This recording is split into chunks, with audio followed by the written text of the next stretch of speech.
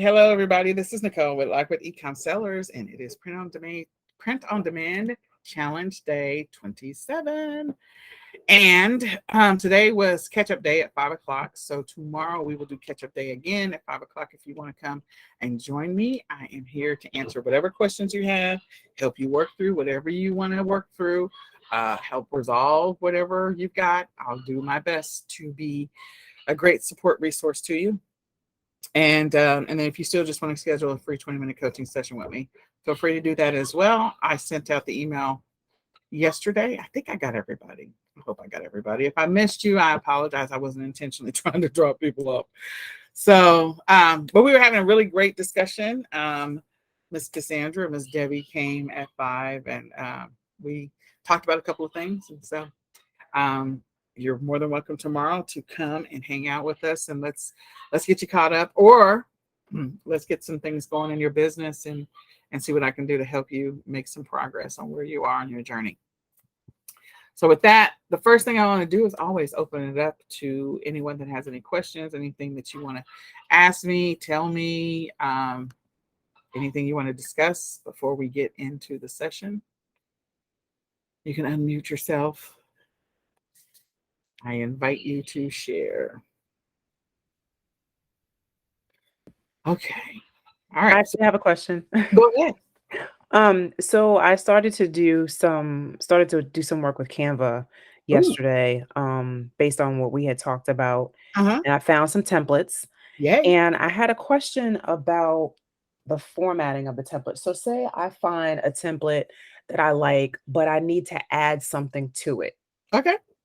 Um, is that something that can be, I guess more, it's more of like a formatting issue.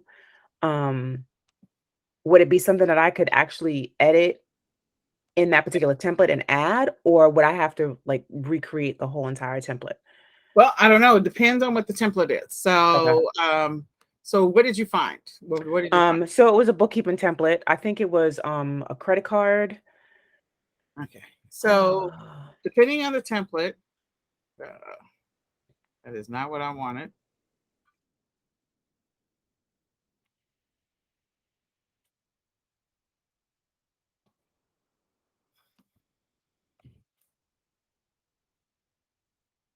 All right. Not necessarily what I want either, but that's okay. So or you could do like budgeting, a budget template, or a expense tracker. okay.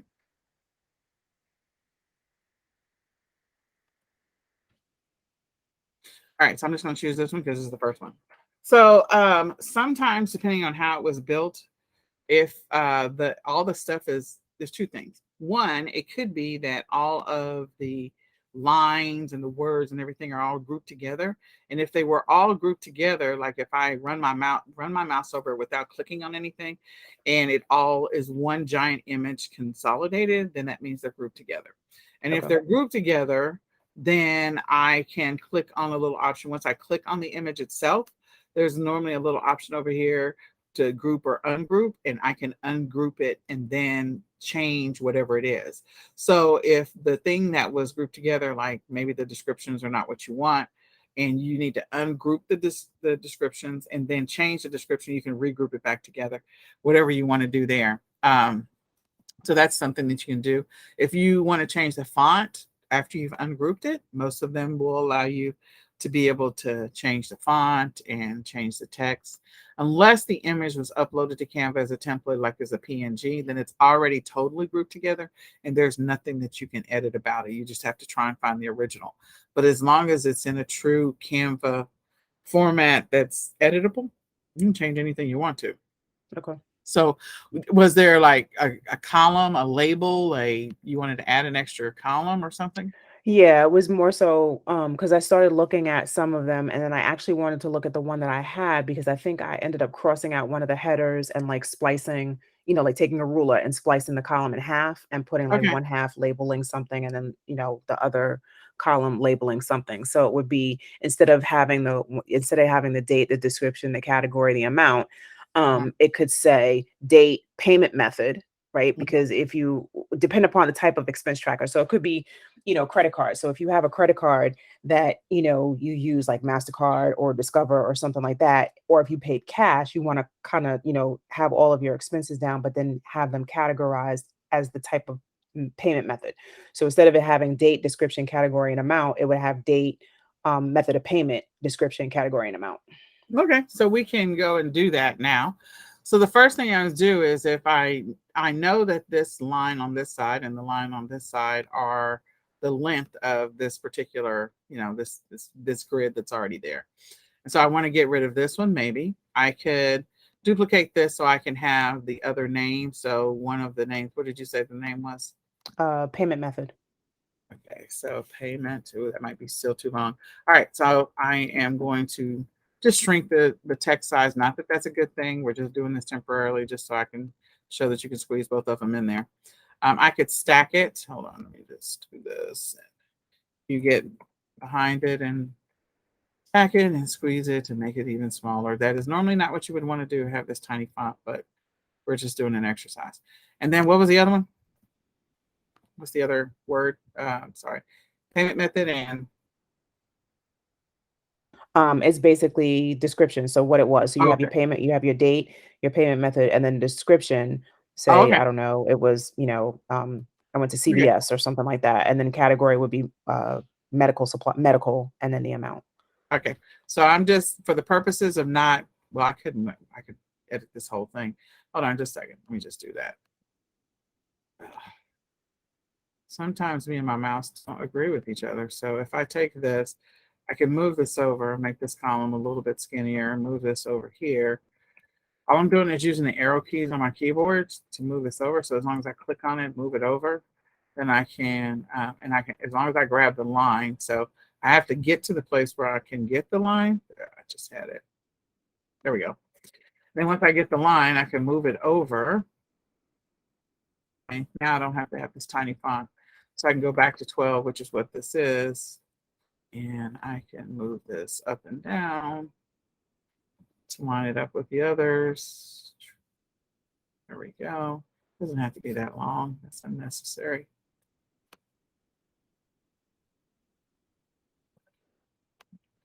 And then,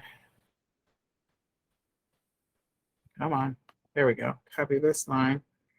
You can also click on the duplicate and grab it. Once you duplicate it, move it over.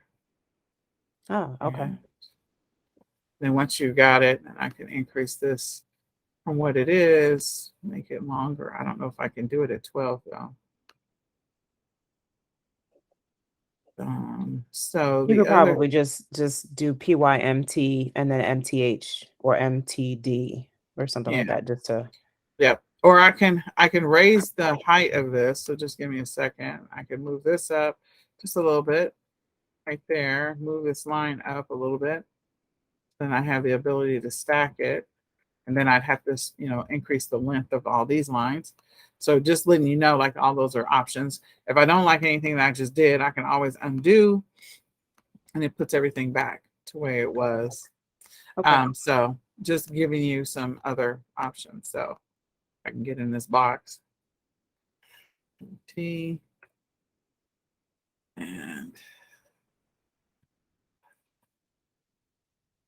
I don't want to do method, but anyway, we are there. So move that in there, line it up with the other ones. Okay. And So as long as I can see that they are like when you put the arrow on. you just have to rest your mouse. So all I'm doing is just resting my mouse to see if I can grab the line. So once I highlight the line that I want, I can hit click. And now I've got the dot at the top and the dot at the bottom. I can move it wherever I want to. Okay. Okay. Cool. Thank Yeah. you. So yes, you do have the ability to do that. Anyone else have a question I can answer, help you with, do something, show you something?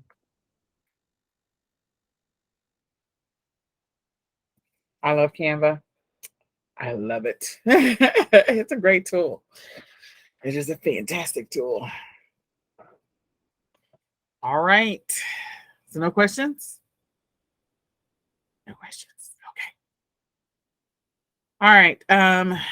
So let me go back So today, I do want to start in branding, and I do want to talk about social media assets and all other stuff. But I'm gonna go ahead and wrap up with the other three that we're going to talk about today. I didn't get to put together a summary for them, so I didn't have time today. Today was a little crazier. My son had a 48-hour EEG this past weekend, and we had to go to the doctor, and I had to deal with a lot of stuff, extra stuff. So I apologize for not having the summary. I'll come back and put something in here, and so you'll have it. So I'm sorry about that. But the three that I want to talk about today is T-Launch, Merch by Amazon, and Ink. Oh, Threadable. Ink Threadable. Okay. Let me go back and escape and put ink. There's a K in there. These are also there. I need you to know that there are so many print on demand suppliers. By no stretch of the imagination are the ones that we are covering the only ones that are out there. That's the thing I do want you to know, that your ability to build your business, if you decide you just want to do print on demand jewelry, you have the opportunity to do print on demand jewelry. If you want to do print on demand dog leashes, you can do print on demand dog leashes. There's a guy who he has a YouTube channel. He was on Flip Up, and all he does is dog leashes, and matching dog leashes, and oh, what's the other thing? Something else. But the point is, that's what he does, and he makes lots of money every single month. People order from him in bulk. If you want to do socks, if you want to sell t-shirts, if you want to sell books, the print on demand opportunities are just endless. So I want you to know that just because we're the ones we're covering, these are not the only ones that are out there. So we're going to look at T-Launch real quick. I think T-Launch is right here.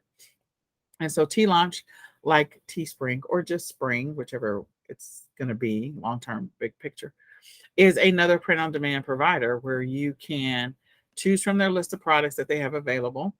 And you'll notice what makes them a little different than the others. What are they selling? Balls. That is something that is different. And that's what I was saying. Like, the opportunity to do print on demand is just bananas. How many of you are in an area where there's sports teams, or there's groups, or they need to buy t-shirts, or maybe they're putting together a new little league in your community or whatever, and just the number of things that you can have, you can do print on demand with is just amazing. What if you just did a print on demand store where you did custom sports related stuff, sports related jumpsuits and sports related, you know, socks and tennis shoes, and so that they can have their league. Now, this one clearly is a trademark because we're talking about a real game, but a real team. But the point is that you can see here the opportunities are endless. And this is different than anything else. It is different. When I go to office, think about people who are hosting conferences and people that are hosting events. Maybe your church is going to be hosting something, and they've got to get some swag or some, I call it trinkets and trash, where they just want to be able to give some stuff away to people. You registered, here's your notebook with the branding name on the outside of it and matching pin and, some stickers or whatever. So the opportunities are endless as to what you can do with print on demand. I just want you to know that. It's insane. It is completely insane. Cookware, kitchenware. So Father's Day, cutting boards. Mother's Day, cutting boards. Christmas, cutting boards. Custom cutting boards. I saw these probably about, I don't know, 3 years ago, maybe 4. First time I saw, I was like, what? You can do custom cutting boards engraved? Yeah. Opportunities are endless. So, you may want to put them on your list. I do know that pricing is going to always be something that you're going to have to look into regardless. It's something that you have to think about, and that you have to be mindful of. So these are headphones. Yeah. And another set of headphones. Just really cool stuff. This is a speaker. I just, I just want you to know, okay, that there's a lot of opportunity to do print on demand stuff. So you can come and look at T launch. I will say that there's a couple of things I do know about them, only because I did a little bit of research, as I know that they do have some challenges with customer support, meaning they take a little bit of time to get back with you. Um, their processing time for orders, most of the print on demand suppliers are going to be anywhere from 7 to 14 days. I mean, that is just a fact. So that's the reason why I said I want to test gelato, because I keep hearing that they're much faster than anybody else that's out there. So when I do test them, I'll let you know. And I may test them like this weekend, or this weekend coming up, or next week, or something like that. But their processing time is not as fast. I mean, I think theirs is roughly about 2 weeks. And so for some of your customers, they're not interested in waiting that amount of time. And so those are things that you have to be mindful of. And they can be pricey over time. But again, they do have some cool stuff. They were the first ones that I saw that had balls. I mean, I was like, what? So I had not seen that before. The next one is Ink Threadable, and they are out of the UK, of course. So again, for those of you that want to sell internationally, there are a lot of suppliers that are international. So what happens is, if there's a design that you've created and you want to use one specific supplier for people who buy in the US, and you want to use another specific supplier for people who buy internationally, you have the ability to choose that. You just don't want to set up automated integrations. If you do set up the automated integrations, just know that they're going to whoever you set up the integration for. So if you want to duplicate the listing and say this is, a listing that's specifically for UK, and this is a listing that's specifically for US, you can do that and make it easy on yourself. So I know gelato is international. I think Selfie is international. And there's another one that we looked at that I said was international. And then these guys are international. Being able to sell to those in the UK and Australia and Canada and all, other places is always a good thing, because then that gets you, this is the one business that I think it makes it easy for you to scale, easy for you to scale internationally, because you have suppliers that can print locally where that person potentially is. So, you can reach out to them and confirm where they have print shops, and you can decide that those are the locations in which you want your products to be visible, and then be able to sell them. So the products that they have available: t-shirts, hoodies, vests, aprons, mugs, socks. Let me hide this. Maybe. No. I have a mouse that's fickle. Face coverings, as I continue to go down, socks, cushions. I would tell you cushions sell a lot, especially for pets. And then they've got beach towels. So things to think about. You can just come and look at their list. The cost is, a lot of the things are gonna be listed in. I don't think that they have the US. Yeah, I think the currency display. Yeah, they do have US dollar. You want to apply that so you can see things in US dollars, so that if you want to consider them in the future, and again, you don't have to pick any of these. You don't have to go. You could literally just choose one print on demand supplier. So to reduce the overwhelm, to reduce the stress, start with one and just test with them for 1 month. Get familiar with their back office, get familiar with their process, write down your lessons learned about them. What did you have to do to connect an automated integration, if that's what you're going to do? If you're not, you're going to do manual orders, that's fine too. What inventory did they have? What have you learned about, their pricing? Make a note of everything that you learn about that specific supplier. And then next month, in August, add one more new supplier. So now you're using 2 print-on-demand suppliers. And then in September, maybe add one more supplier. So now you got 3 different print-on-demand suppliers doing 3 different things for you. So it is not uncommon for those who are doing print on demand to have a couple of different suppliers and platforms that they work on. That's not uncommon. You do need to have, a process in which you can manage that. And if you're selling through Etsy, of course, you got your back office reports and all of that to be able to manage that, but to some extent.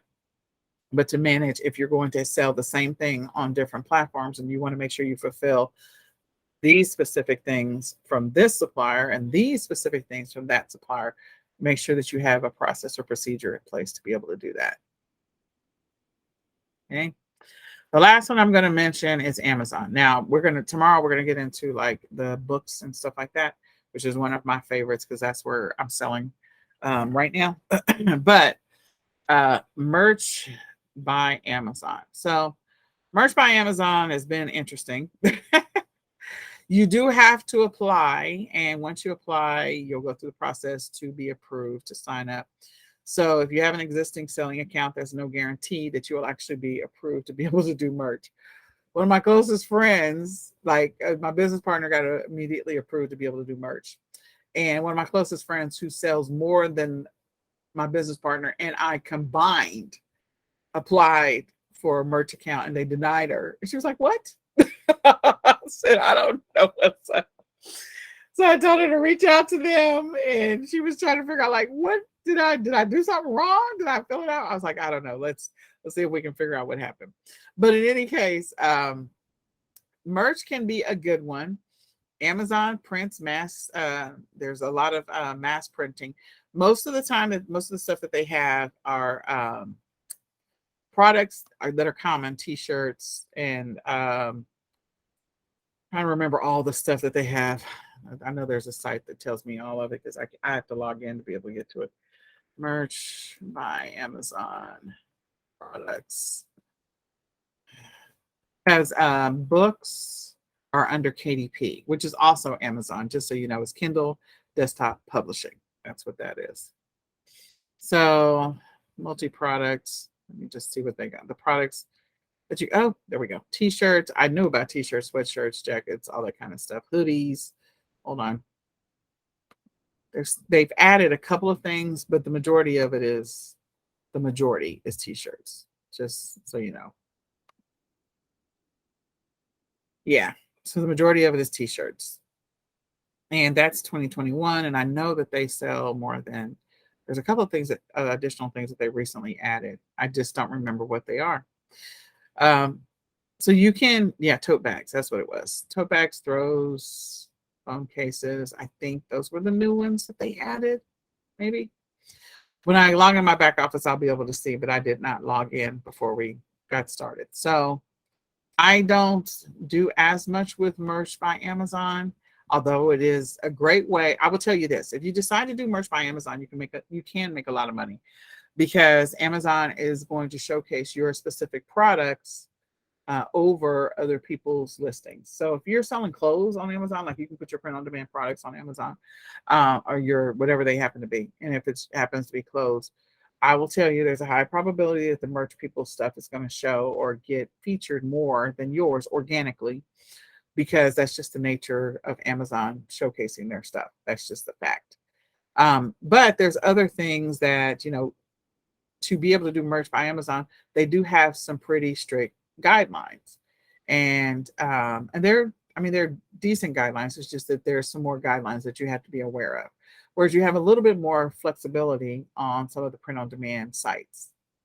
So there's a difference between the two, and I can list my stuff multiple places and still get pretty close to the same amount of sales that I would have gotten on Amazon. It's just a matter of, do you want to jump through more of Amazon's hoops? So I'm not going to say don't do merch by Amazon. I'm just going to say if you decide you're going to do it, just be mindful of the fact that there's some additional guidelines that you got to follow when you do merch by Amazon. And you do have to get approved to be able to have a merch by Amazon account. And your payment is like, I guess royalty, your commission, your fee. You put the design up and then you'll get paid a set amount. And they do pay just like they pay sellers, which is every 2 weeks. So I guess that's the short version of it. So any questions? Any questions at all? There is an updated site on this. I just don't know where it is.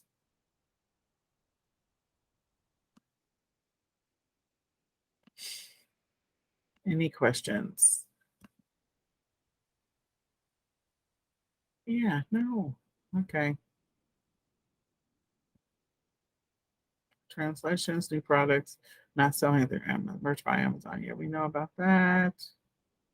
Yeah, I thought there was another site that I'd seen before, used before, that had the list of products. Okay, well, I'm not going to see them. So it's mainly t-shirts. So the majority of it, that is what people are known for, selling on merch by Amazon. All right. So with that, it is already 6:30. Tomorrow we're going to start talking about your Etsy store, your Etsy storefront. We're going to talk about branding and long-term, bigger picture. Whatever you decide to do with your store, you can always rename it. You can always create a new store if you decide you want to do that. Run a couple of stores if you want to do that. Your call. I think Etsy, I did that research once. Ooh, I'm going to mess this up. I think you're allowed to do up to 3 stores, maybe 5. I got to go look now.